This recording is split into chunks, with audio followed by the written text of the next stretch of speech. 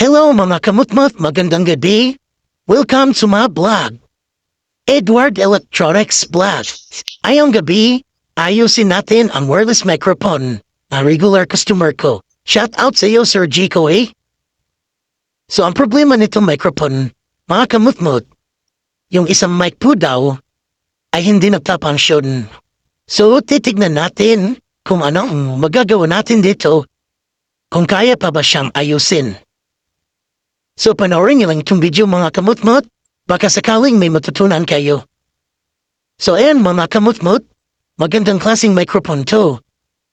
Wireless microphone, bali ang brand din nito ay Kelvar Professional.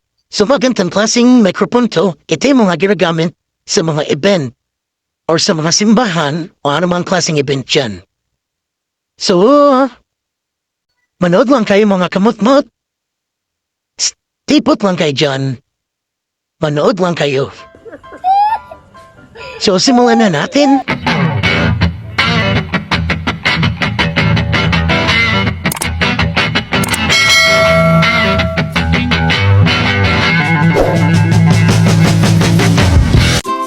So, ayan mga kamutmut, pinapsan na natin. Susubukan natin pandarin kung ano ba talaga ang problema nitong wireless microphone na to. So mga kamutmut, bali isa-isahin natin. Subukan ang bawat microphone niya kung saan ba talaga yung hindi nagpapangsyon. So ayan mga kamutmut, kung nakikita nyo, nilalagay ko bawat ang pina niya para yung signal is masagap niya. So yan, papandarin natin para masubukan. Kung napapansin niyo mga kamutmut, maganda talagang klaseng wireless microphone na to. Papansin niyo ba yung mga battery niya? Maganda yan. Bali, 4 na battery ang nandyan. So, yung dalawang battery ay pwede mo lagay doon. Yan yung tinuturo ko. Yan, para mag-charge siya. Habang ginagamit yung dalawa, is yung dalawa is nagcha-charge. Para kung malubat siya, hindi, pagpalitin nyo lang para mas madali ang palitan. So ayan mga kamutmut, subukan natin, papandarin natin yung microphone para malaman natin kung saan yung gumagana.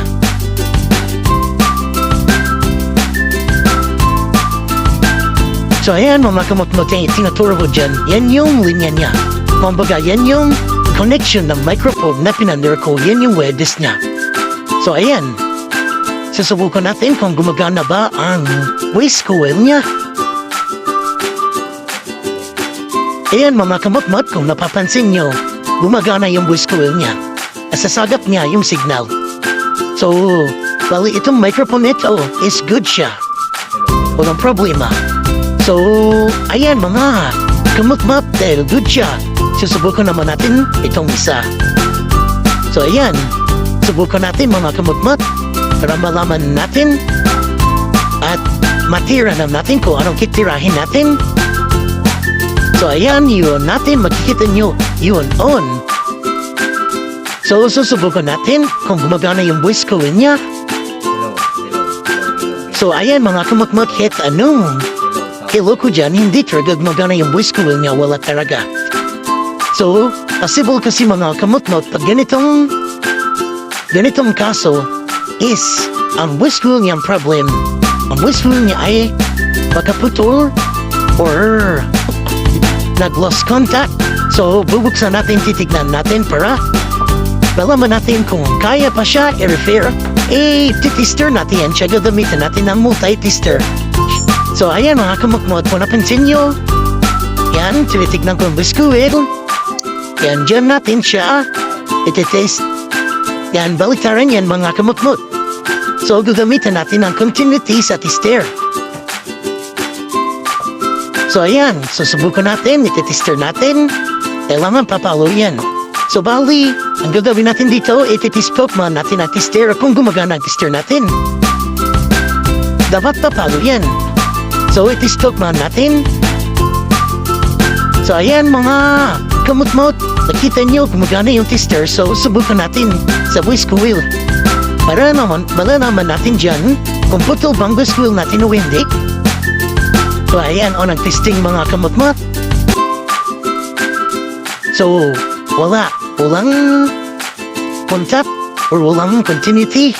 Ayaw niyang pumalo. So possible mga kamot-mot is sira talaga. Sira ang whisk wheel, so papalitan natin yan. Papalitan natin yung whisk wheel na yan.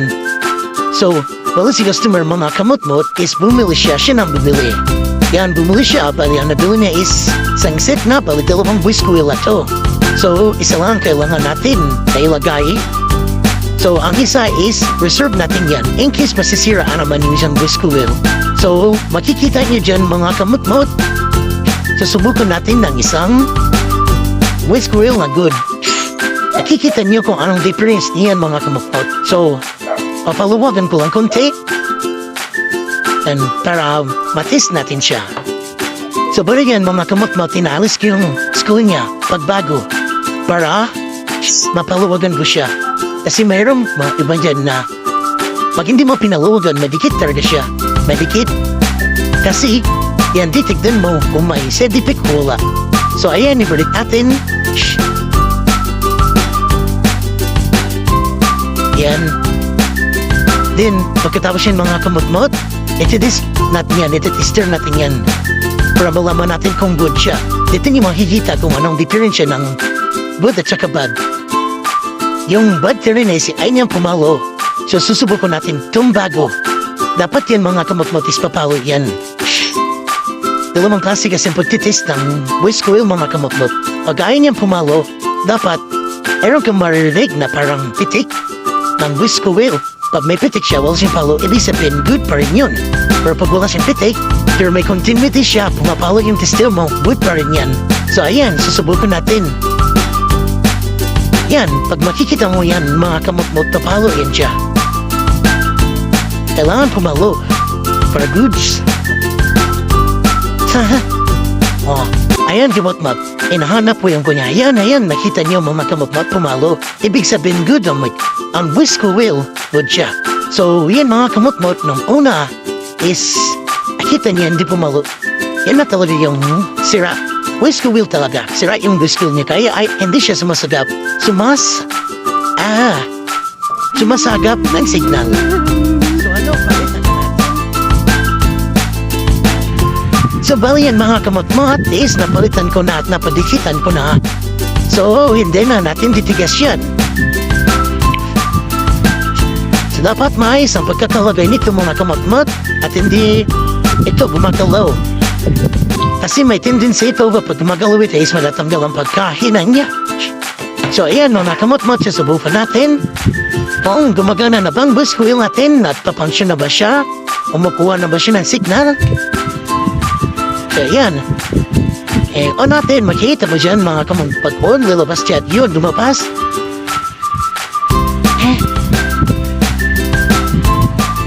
So, yun ang kamot-mot, subukan natin kung napapunction yung whisk wheel niya.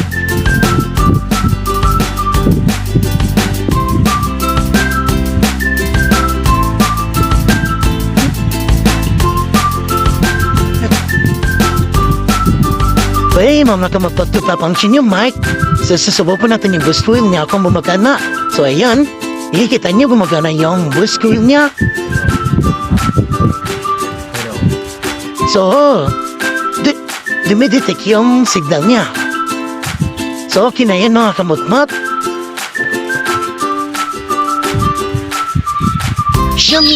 So, ganito mga whisk wheel kamot-mot ha. And then ito na ayos to. Tapos yan kasi yan, napuputol sa loob. Possible putol na talaga yan. So yan, wala nang kwenta yan, natapon na yan.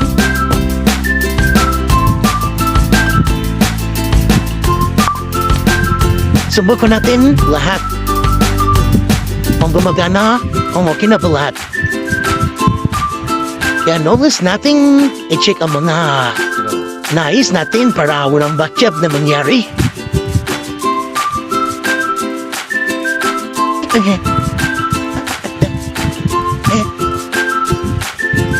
Lobat man itong isang battery to. Lobat yata. Ayan. Pas kang takla. Sa ayan, yung hagana na. Bala yan mga kamagpakuran ng problema. Okay na yan siya.